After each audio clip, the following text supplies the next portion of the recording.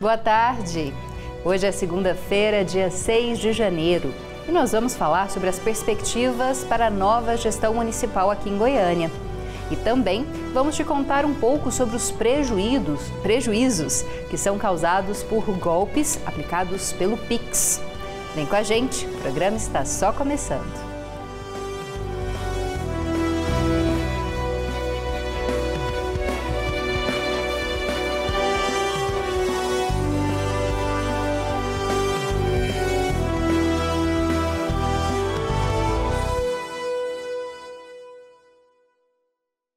Seja bem-vinda e bem-vindo você que nos assiste ao vivo pela TV UFG ou nos acompanha em qualquer dia e horário no nosso canal no YouTube. Eu sou a Camila Maia, me descrevo como uma mulher cis, de pele clara, tenho cabelos escuros, longos e lisos e olhos castanhos claros. À minha esquerda está o professor Diego Barbosa. Ele faz a interpretação para Libras aqui no estúdio e se descreve como um homem de pele clara, com cabelos e olhos castanhos e barba cheia. Nós dois estamos de pé e atrás está o cenário do Conexões, em tons de azul claro, cinza e vermelho. Também há uma tela bem no centro, entre nós dois, onde agora aparece o nome e a logo do programa e onde daqui a pouco serão inseridas as nossas matérias e também a nossa entrevista ao vivo. Mas para começar, você já sabe, a gente tem as nossas informações rápidas para te atualizar do que está acontecendo no mundo. E a primeira informação é muito importante para o cinema nacional e tomou a internet na manhã de hoje. A brasileira Fernanda Torres ganhou o Globo de Ouro de melhor atriz em filme de drama. Ela foi reconhecida pela atuação na obra Ainda Estou Aqui, que conta a história de Eunice Paiva, esposa de Rubens Paiva, deputado federal perseguido e morto durante a ditadura militar. E essa foi a primeira vez que o Brasil venceu em uma categoria de atuação no Globo de Ouro, que é um dos principais prêmios do cinema e da televisão mundial. Ele reúne artistas que se destacaram no ano anterior, ou seja, em 2024. E agora falando sobre meio ambiente, as mudanças climáticas adicionaram 41 dias de calor extremo e perigoso para a saúde humana ao nosso planeta, tudo no ano de 2024. Bom, a análise que constatou nesses 41 dias de calor mostrou que mesmo em um ano de temperaturas incrementadas por fenômenos naturais, como o El Niño, esse aquecimento que nós sentimos foi resultante de atividades humanas que emitiram gases de efeito estufa e não foram causas naturais, né? E esse aumento da temperatura, claro, tem a ver com os eventos extremos, né? Os eventos climáticos extremos. Os dados são de um levantamento feito pela Rede Mundial de Atribuição e pelo coletivo Climate Central. Bom, dos 29 eventos extremos do ano passado que foram analisados, 26 foram intensificados pelas mudanças climáticas e causaram a morte de pelo menos 3.700 pessoas, deixando, além disso, milhões de pessoas desalojadas. E esses extremos climáticos que a gente acabou de citar, que ocorreram tanto no Brasil quanto no mundo, né, nos últimos 2 anos pelo menos, têm causado a subida dos preços dos alimentos aqui no nosso país. De 168 itens ligados à alimentação, que foram monitorados pelo IBGE, 119 ficaram mais caros ao longo de 2024. O azeite de oliva, o abacate, frutas cítricas e o café moído puxaram a lista de alimentos com maior aumento nos preços. E de acordo com o Índice Nacional de Preços ao Consumidor Amplo, a inflação acumulada em 2024 na categoria alimentação e bebidas foi de quase 7%, bem acima do índice geral, que está em torno de 4%. E no ano passado, a inflação de alimentos e bebidas foi de apenas cerca de 1%, enquanto a inflação geral foi de cerca de 4%. Foi uma notícia positiva agora.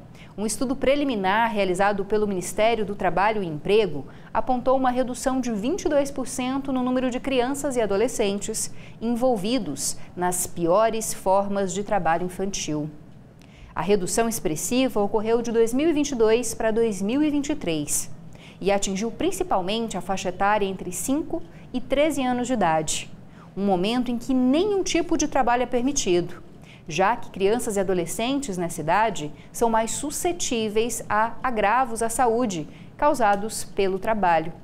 E essas piores formas de trabalho infantil estão elencadas em um decreto nacional que regulamenta uma convenção da Organização Internacional do Trabalho sobre esse tema. Agora trazendo as nossas informações aqui para o cenário municipal. 2025 começou com um novo governo, na Prefeitura de Goiânia. O novo prefeito da cidade, Sandro Mabel, do União do Brasil, já começou o mandato implementando algumas das promessas de campanha, como, por exemplo, a possibilidade do uso de corredores de ônibus por motociclistas. E até a gente vai falar disso um pouquinho mais tarde no programa. Mas antes, a gente quer te falar como é que pode ser esse mandato de forma geral, como é que devem ser os próximos 4 anos dessa gestão municipal. E para tentar entender um pouquinho e analisar esse cenário, nós convidamos o mestre em filosofia e doutor em comunicação, professor da UFG, Daniel Cristino, que vai aparecer aqui na nossa tela para conversar com a gente de forma remota. Olá, professor Daniel, muito obrigada por estar aqui de novo no Conexões com a gente. Olá, bom dia. Inicialmente, deixa eu fazer minha autodescrição. Eu sou um homem branco, calvo, estou usando óculos transparentes, estou com a camisa preta e por baixo uma camiseta branca, tenho uma barba por fazer e atrás de mim tem um cenário que é metade branco, metade verde, com algumas cadeiras distribuídas. Então, Bom, o que esperar de uma nova gestão? O que você pode esperar da nova gestão é basicamente um choque agora nesses primeiros 100 dias.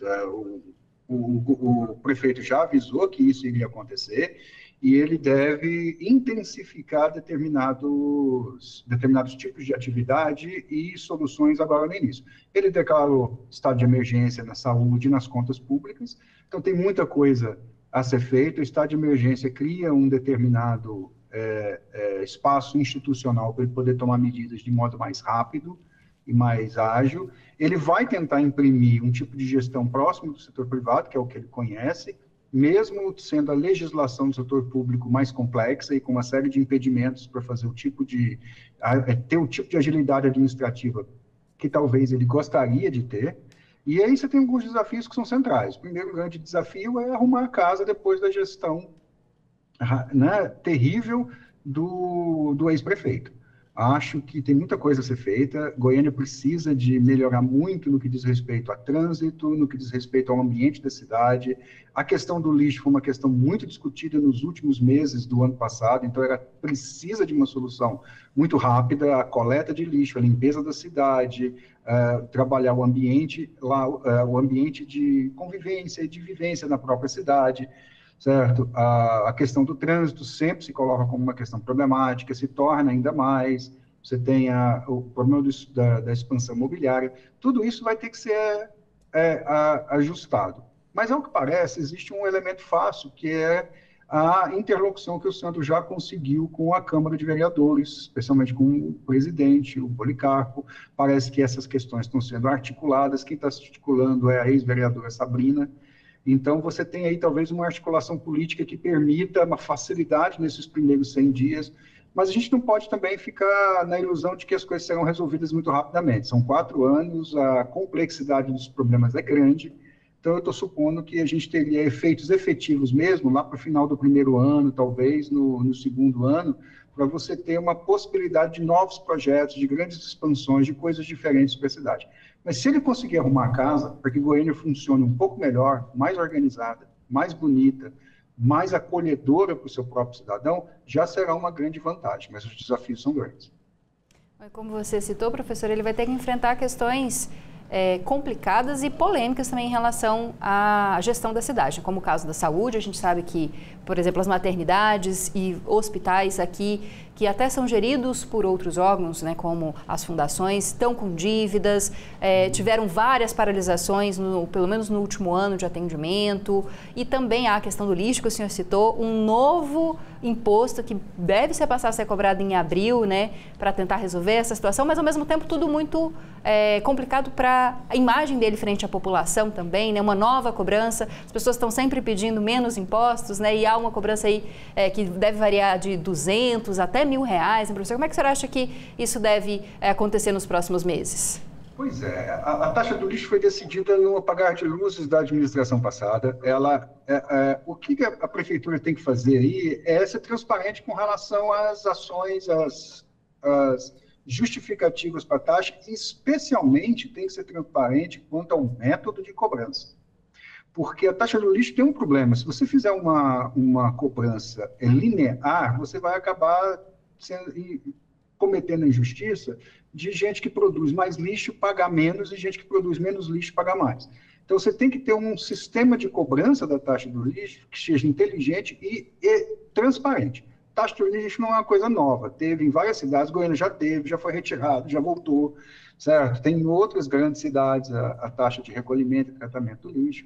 Mas, assim, a questão do lixo é um pouco maior do que isso. Você tem que ter a gestão de aterros sanitários, você tem que incentivar a reciclagem efetiva. Não adianta a gente separar em casa, depois juntar tudo de novo, porque as cooperativas não estão funcionando corretamente, porque a coleta do lixo seletivo é descontinuada, ou você não tem ela de forma sistemática. Então, se você olhar a coleta, o problema do lixo como um todo, tem o problema da coleta, tem o problema da destinação, tem o problema do armazenamento, né, do aterro sanitário ou dos lixões. Infelizmente, está diminuindo a quantidade de lixões. Os aterros são, de fato, pensados de forma científica para poder conter o lixo e conter os problemas ambientais que advêm do lixo.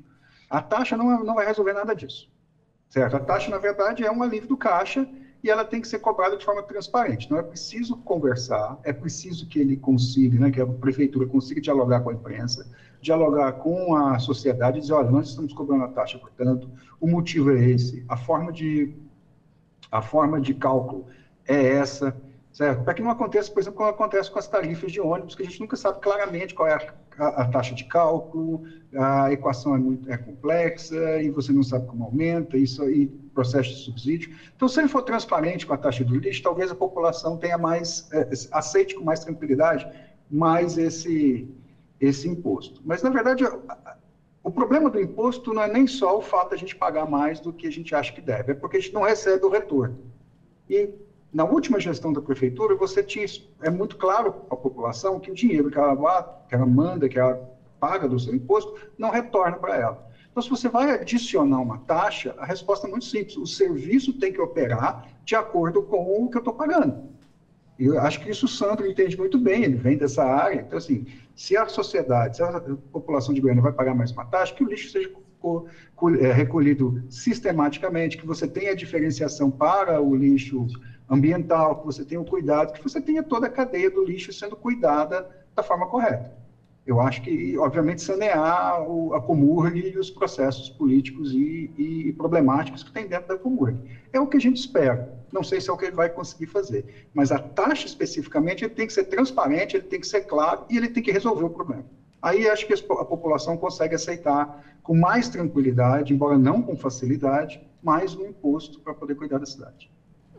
Bom, a gente conversou com o professor da UFG, Daniel Cristino, que é mestre em filosofia, doutor em comunicação, e fez essa análise aí do que a gente pode esperar para os próximos anos. A gente, claro, vai voltar, né, professora, a conversar em outros momentos. O senhor está sempre com a gente nas eleições também, fazendo uma análise do cenário político. E a gente continua tentando te explicar um pouquinho, né, como é que estão funcionando as coisas na nossa política e na nossa cidade. Obrigada, viu, professor? Até a próxima.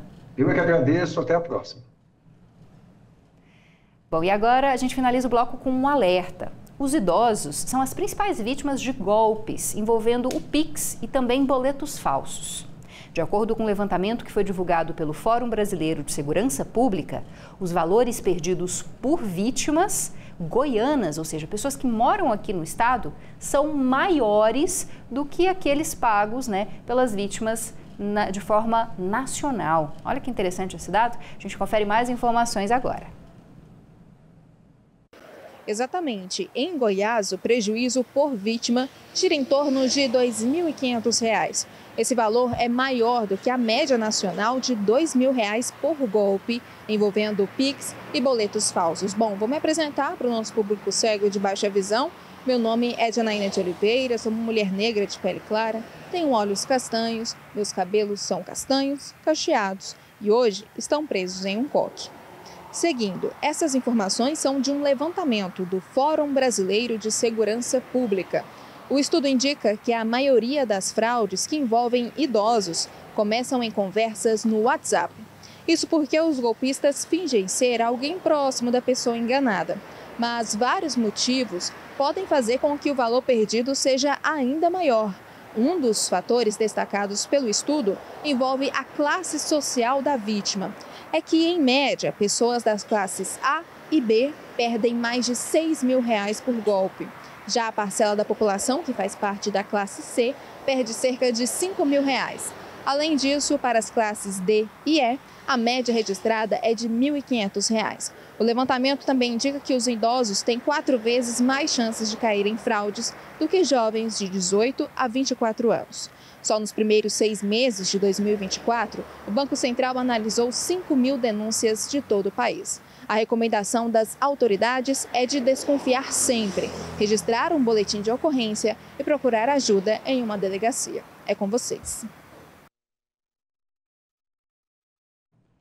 Importante destacar essas dicas finais da Janaína, né? Desconfiar sempre. Quando alguém mandar uma mensagem pedindo dinheiro e agora até mesmo quando alguém fizer algum envio de áudio, porque a gente sabe que a inteligência artificial também é capaz, né, de forjar vozes de pessoas diferentes. Então, sempre desconfiar, tentar confirmar com a pessoa que está supostamente conversando com você ou confirmar com bancos, instituições financeiras que supostamente entraram em contato. Todo cuidado é pouco para a gente não ser vítima de um golpe. Agora a gente vai para um intervalo. Daqui a pouco tem informações sobre a cidade de Goiânia, sobre mudanças desse ano e também tem uma matéria especial produzida pelos alunos de jornalismo da UFG que fala de um marco aqui da cidade de Goiânia, um restaurante popular. Não sai daí não, a gente volta rapidinho.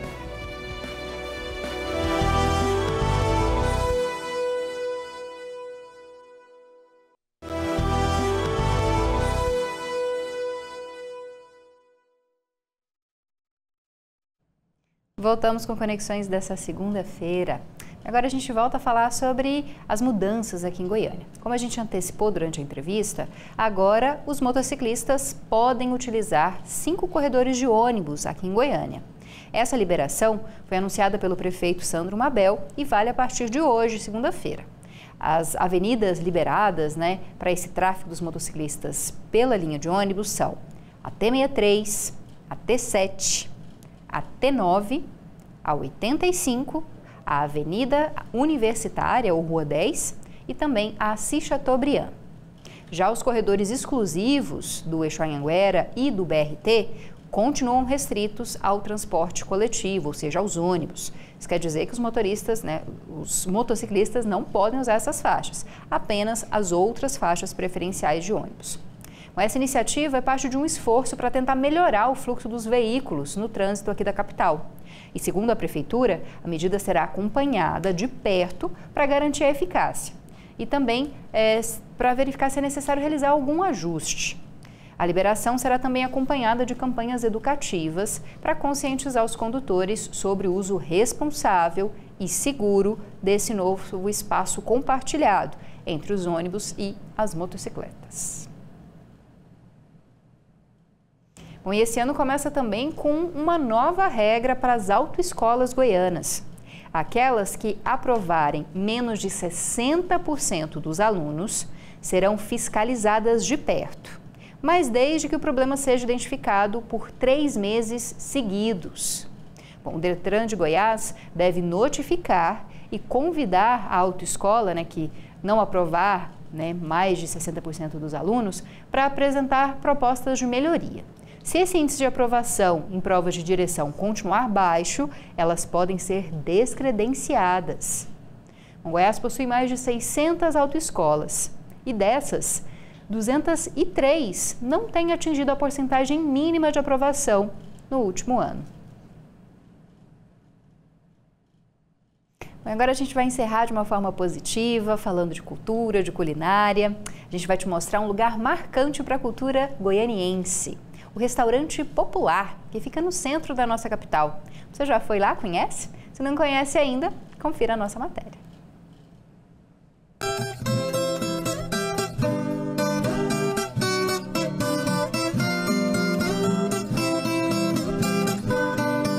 A cultura de um lugar se expressa de inúmeras maneiras. Danças, cantos, cores e festas, mas não é raro que uma das melhores partes seja as comidas e os temperos populares da região. Mesmo sendo uma jovem metrópole, Goiânia nos mostra que nas suas ruas podemos encontrar estabelecimentos de tradição e já dá para sentir aqui de fora um aroma indescritível. Fundado há 50 anos, o Restaurante Popular nasceu pelas mãos da Dona Lourdes, uma mulher de 84 anos que ainda hoje se dedica ao negócio que construiu. Na década de 1970, o então bairro Popular começava a ganhar os contornos de centro urbano, mas foi dentro desse restaurante que muita história foi temperada e servida. Comecei o restaurante em 1976. Eu casei em 1970 e vim morar nessa rua. Eu era funcionária pública, meu marido também. E naquela época a gente passava até 6 meses sem ver dinheiro. Aí meu marido queria que buscasse na casa, faltava as coisas, buscasse na mãe dele, buscasse lá em casa, no meu pai. E eu resolvi cozinhar e vender. Eu era muito incentivada na época de solteira, nos almoços do Dia das Mães, do Natal, para a gente fazer uma comida melhor. Então eles pediam para a gente, para mim ir para a cozinha. Todo mundo pedia para mim, vamos deixar o pernil para a Lourdes assar, para temperar e assar, que o tempero dela é muito bom. Isso me incentivou e eu comecei a cozinhando e vendendo nas vasilhinhas e estou aqui até hoje. Nas paredes, o reconhecimento por décadas de história. O Restaurante Popular coleciona prêmios e homenagens que refletem não apenas a qualidade dos pratos, mas também a importância cultural e social do espaço para Goiânia. Cada placa e certificado é um registro das conquistas que fazem parte dessa trajetória. O Restaurante Popular é mais do que um espaço para comer. Para os frequentadores, é também um espaço de convivência e memória. Os consumidores, muitos clientes fiéis de décadas, têm opiniões especiais sobre os sabores e a atmosfera única do local. Aqui serve comida de qualidade, com preço acessível e você encontra pessoas geniais aqui aos fins de semana. Eu até aniversário já comemorei aqui. Então é uma recomendação, é um pedaço da história. Quando a gente come história, a gente projeta sabedoria. Então não percam a oportunidade. Venham degustar as delícias do Restaurante Popular por causa do bairro Popular. Eu frequento esse restaurante aqui tem mais de 30 anos. Todo sábado, faça chuva ou faça sol, eu não estando viajando, eu venho aqui. Gosto demais desse restaurante, aqui frequento aqui há muito tempo, a comida é de primeiríssima qualidade. Então é isso aí, espero vir mais 30 anos. Sou cantora, empresária e frequento aqui há uns 10 anos já. Quem me apresentou o restaurante foram meus pais. Eu sou advogado, as horas vagas sou metido a cantor também, você entendeu? E fui muito amigo aqui do Décio Barreto, meu amigo de infância, jogamos futebol no Goiás, tá vendo a foto ali, e o restaurante quando iniciou era nessa casa aqui de frente. Uma casa aqui de frente, eu vim aí, tô montando um restaurante só para os amigos, vão lá almoçar comigo. Eu vim, almocei com ele, e então era um grande amigo meu. E desde então venho sempre aqui, converso às vezes com a esposa dele, para matar saudades, e é assim. Mas quando o assunto é sobremesa, a ambrosia da Dona Lourdes ganha destaque. A receita especial já foi até considerada a melhor do mundo, atraindo apaixonados pelo doce de todos os cantos. Eles comem e falam, é parecido com o da minha mãe, mas não é igual. O da senhora ainda é melhor. Então fica aí a dica então, para quem ainda não almoçou, quem sabe, o restaurante fica aberto até por volta das 2h30 da tarde, fica lá na rua 72, no centro de Goiânia, fácil de chegar, né? Se você não conhece ainda ou ficou com saudade desse espaço, pode ir lá hoje para já almoçar ou quem sabe aí no resto da semana. Uma ótima dica para quem gosta da nossa culinária goiana. Bom, uma outra dica que eu tenho para te dar é que você pode participar do nosso programa. Você pode mandar mensagens com dicas, sugestões, críticas ou até mesmo um vídeo ou informação para a gente divulgar aqui no programa. O nosso WhatsApp para receber as suas mensagens já está aqui na tela, 629-9181-1406. Além disso, você pode acompanhar todo o conteúdo da TV UFG nas redes sociais. A gente tem Instagram, Facebook, YouTube, TikTok, X e diferentes conteúdos para essas redes. Procura pela gente, TV UFG, nessas diferentes redes sociais, já começa a seguir os nossos perfis e acompanhar as novidades da nossa programação. Eu e o professor Diego ficamos por aqui, agradecendo a sua companhia, a sua audiência e te convidando a estar de novo amanhã, terça-feira, ao meio-dia, aqui na TV UFG. Forte abraço, até mais, tchau, tchau!